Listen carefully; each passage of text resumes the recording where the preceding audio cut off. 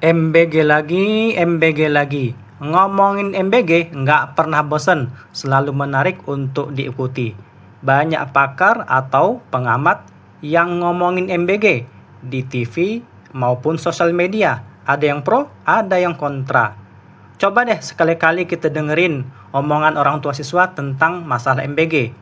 Di video ini kita akan dengerin omongan orang tua tentang MBG. Jangan skip ya, tonton sampai habis biar nggak gagal paham. Let's go!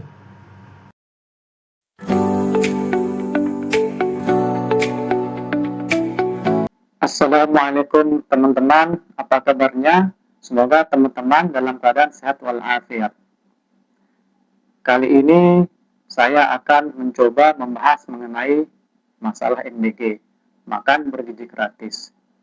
Tentunya MBG ini sudah banyak dibicarakan di luar sana, baik itu di TV maupun di sosial media, baik itu oleh para pakar, pengamat, maupun pemerintah. Ada yang pro dan ada yang kontra. Namun izinkan saya di sini untuk memberikan opini pendapat saya dari bukan siapa-siapa, hanya sebagai orang tua siswa. Saya mengetahui tentang MBG ini ketika dulu zamannya kampanye Pilpres 2024. Di situ pasangan Prabowo Gibran memberikan program kerja atau janji kampanyenya tentang MBG, makan bergizi gratis bagi anak-anak sekolah di Indonesia. Tentunya ini kabar baik bagi kita, orang tua siswa, bahwa nanti anak-anak kita di sekolah akan diberikan makan siang gratis. Dan ini juga memberikan satu kejutan atau surprise bagi kita, bahwa baru ini pertama kali pasangan Pilpres yang memberikan program kerja MBG. Pilpres sebelumnya belum ada. Dari zamannya Pak Jokowi sampai ke bawah belum ada. Makanya surprise bagi kita semuanya. Namun, kalau kita lihat bahwa makan bergizi gratis ini, MBG ini, tentunya bukan pertama kali di dunia internasional. Nah, menurut dari beberapa sumber yang saya baca, yang merujuk pada data utama itu data World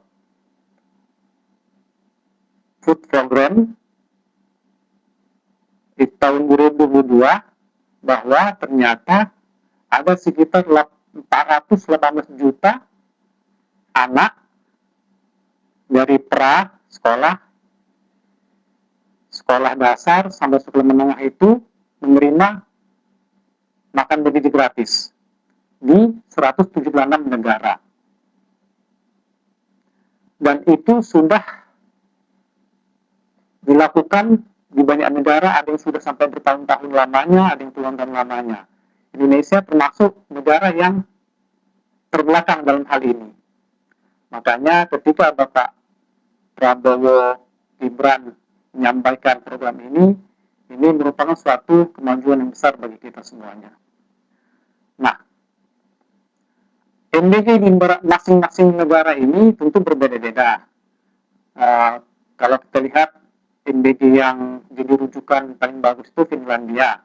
Mereka telah melakukan program MBG ini sudah puluhan tahun, sudah lama, dan itu kepada semua anak sekolah, mulai dari SD sampai SMA kalau kita ibaratkan di Indonesia. Jadi 100%. Ada juga beberapa negara yang memperlakukan program MBG ini tidak seluruhnya, parsial. Ada yang sampai tingkat sekolah dasar saja, ada yang hanya sekolah negeri saja, seperti di Swedia itu sekolah negeri saja. Kemudian bahkan itu negara Afrika juga sudah memperlakukan MBG, seperti Burkina Faso itu 100%, ada Botswana, ada macam-macam begitu negara Afrika. Nah, kalau di Asia itu, Asia Selatan itu dia sudah melakukan MBG jauh sebelum Indonesia melakukan MBG. Jepang. Nah, yang lebih uniknya lagi nih, kita lihat bahwa Jepang itu melakukan program MBG ini dengan model kongsi atau biayanya dibagi dua antara orang tua dan negara, pemerintah. Jadi tidak full dari pemerintah. Coba kita bayangkan teman-teman bahwa Jepang yang kondisi ekonominya dibanding Indonesia itu jauh. Kalau kita lihat dari APBN-nya, APBN Jepang itu tahun 2026 ini itu senilai 752 atau 82 miliar dolar, atau kalau dirupiahkan itu sekitar 13.000 triliun rupiah kurang lebih. Nah, Indonesia itu APBN-nya itu tahun 2026 ini sekitar 3.842,7 triliun rupiah. Coba bayangkan perbandingannya. 13.000 dibanding 7.000-an, berarti sekitar APBN Jepang itu sekitar kurang lebih 4 kali APBN Indonesia. Sementara anak sekolah di Indonesia itu lebih banyak dari anak sekolah di Jepang. Artinya dengan jumlah sasaran anak yang akan beri MBG ini membutuhkan biaya yang besar. Kalau dibandingkan dengan APBN kita, tentu ini akan sangat sulit. Kita tahu bahwa Bapak Prabowo Gibran itu dilantik tanggal 20 Oktober tahun 2024. Nah, APBN ini, sebagaimana teman-teman ketahui, bahwa APBN ini tidak bisa ujuk-ujuk langsung keluar anggarannya, tidak bisa. Karena di sistem administrasi keuangan negara itu ada prosesnya. Prosesnya apa? Kalau APBN itu untuk tahun 2025, karena Pak Prabowo Gibran dilantik 20 Oktober 2024, maka program kerjanya itu 2025 itu mesti sudah ada anggaran. Nah, anggaran turun itu biasa APBN itu turunnya paling lama di Desember, bisa November, bisa Oktober. Artinya apa? Bahwa begitu Bapak Prabowo Gibran dilantik jadi Presiden dan Wapres, maka anggaran itu sudah tersusun, APBN itu sudah tersusun. APBN itu isinya apa? Adalah belanja modal, belanja barang ini operasional, macam-macam kegiatan di situ. Artinya sudah tersusun. Nah, ini kita lihat ketika Bapak Prabowo mulai dilantik itu kan, Kepala DJN itu merupakan lembaga itu baru dibentuk setelah jadi wakil presiden. Nah, anggaran belum ada. Terus di mana anggaran MBG ini? Nah, anggaran MBG ini diambil dari revisi anggaran yang sudah ada. Bisa dana pendidikan, bisa dana yang lain. Karena apa? Karena postur APBN kita itu sudah ditandatangani oleh pemerintah dengan DPR. Artinya apa? Ketika tahun 2025 anggaran makan bergizi gratis dimulai, itu kan kita lihat heboh di berita itu, bagaimana kita lihat anggaran kementerian itu dipotongin, diambil dananya disimpan ke negara, sehingga boleh jadi itu sebagian diambil untuk anggaran makan bergizi gratis. Nah, karena memang begitulah keadaannya ketika janji kampanye harus ditunaikan. Dan itu memakan anggaran yang sangat besar. Namun tahun 2006 ini karena memang sudah settle setahun lebih, maka sudah bisa diusulkan. Jadi 2026 anggaran MBG itu sudah bisa diusulkan tahun 2025 Januari. Sehingga ketika dia menerima APBN, Gita APBN itu 2025 itu disusun, nanti Oktober, November, Desember itu sudah keluar anggarannya, dan Januari 2026 sudah bisa dipakai. Itulah sekedar proses bagaimana anggaran yang turun. Nah, yang jadi masalah yang saat sekarang ini yang sering dibahas oleh orang-orang luar sana, pakar-pakar sana, bahwa dengan kondisi ekonomi kita yang sekarang ini, anggaran untuk makan bergizi gratis ini lumayan besar. Sementara APBN kita yang tadi kita sebutkan bahwa dari 3.842 triliun itu diperkirakan pendapatan negara dari pajak dan lain-lain itu sekitar 3.100-an triliun, dan ada defisit anggaran sekitar 600-an triliun. Nah, defisit ini yang jadi masalah. Nah, defisit ini bisa nanti kalau nanti programnya nanti jalan, ternyata ada pendapatan kita tidak sampai, maka kebenaran itu bisa dipotong, dikurangi. Boleh jadi pengeluaran itu diambil dari kegiatan MBG ataupun anggaran yang lain, kementerian lain, misalnya kementerian PU, PR, kementerian Komunikasi, kementerian Kesehatan bisa jadi, kementerian Pendidikan bisa jadi. Karena apa? Kalau defisitnya ini tidak tertutupin.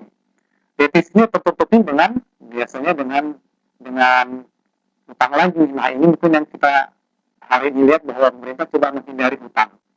Nah, mungkin kalau kita dari sisi orang tua ini solusinya bahwa MBG ini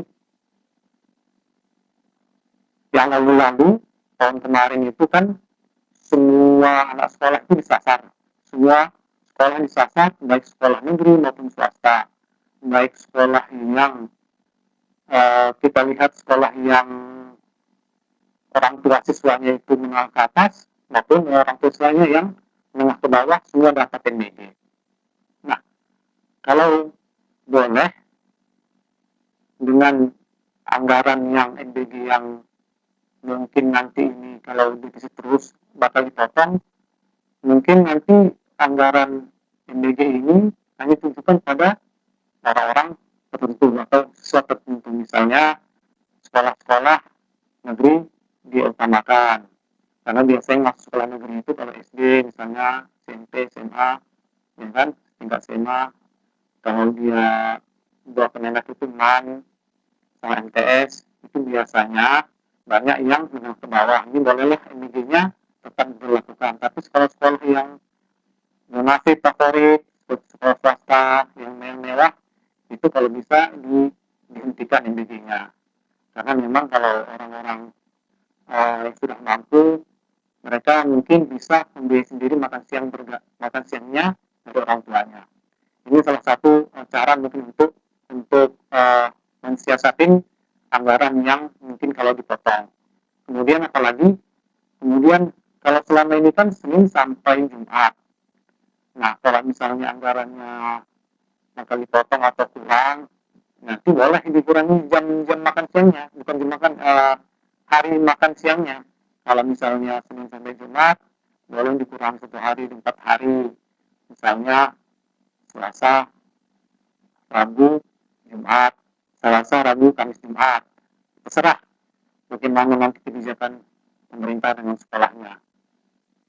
Nah, juga mungkin saran ini dari orang tua siswa, karena kita sebagai orang tua siswa mungkin mengetahui bagaimana makan bergizi gratis itu di sekolah itu. Kalau boleh saran itu menunya itu diusahakan memang itu bergizi. Bergizi artinya bukan hanya sekedar memenuhi kewajiban ada makanannya, tapi juga gizinya diperhatikan. Karena memang hari ini anak-anak kita ini di sekolah ini namanya zaman sekarang ini cenderungnya makan makanan fast food ya, yang ayam digoreng tepung ini senang. Nah, kalau bisa menunya itu variasi dikurangi makan makanan yang bentuk fast food, mungkin bisa beralih dengan ikan gitu kan. Ikan juga diolahnya dengan ikan dengan olahan yang bagus, jangan yang terlalu banyak membuat makan tersebut cepat basi, misalnya bersantan gitu. Jadi sayur juga diberikan, ini buah juga. Nah, dengan begini mungkin anak-anak bisa makan. Tapi ternyata kalau misalnya menunya tidak baik, tidak bagus, sekarang anak itu tidak makan. Nah, banyak itu mungkin orang tua yang tahu itu bahwa kadang-kadang makanan itu yang datang itu tidak bagus, maka anak itu dibuang misalnya. Cuman nggak disampai diberitakan. Ini kalau makan orang dibuang. Karena anak itu di rumah biasanya dibekali orang tuanya dengan jajan. Karena ada makan siang gratis, orang tua tidak membekali anak dengan makan siang. Tahu sendiri bahwa makan siang dari orang tua itu kadang lebih bagus karena tahu orang tua bagaimana selera anak. Nah, makanya harusnya dari pihak BGN ini, penyedia makanan ini juga bisa memberikan bukan hanya sekedar melepaskan kewajiban, tapi juga kualitas gizinya diperhatikan. Nah, mungkin ini saja saran dari kita sebagai perwakilan. Saya mengatakan saya perwakilan orang tua siswa yang mengetahui bagaimana makan gizi gratis di sekolah itu diberlakukan, diterapkan, dan apa yang dimakan itu sedikit banyaknya kita orang tua tahu. Mungkin ini saja yang bisa saya sampaikan. Kalau ada kata-kata yang kurang baik, tidak pada tempatnya, mungkin saya mohon maaf pada teman-teman sekalian. Jika ada manfaatnya dari apa kesempatan ini, boleh diterima. Semoga apa yang saya sampaikan ini bermanfaat bagi teman-teman semuanya. Ini saja yang saya sampaikan. Assalamualaikum warahmatullahi wabarakatuh.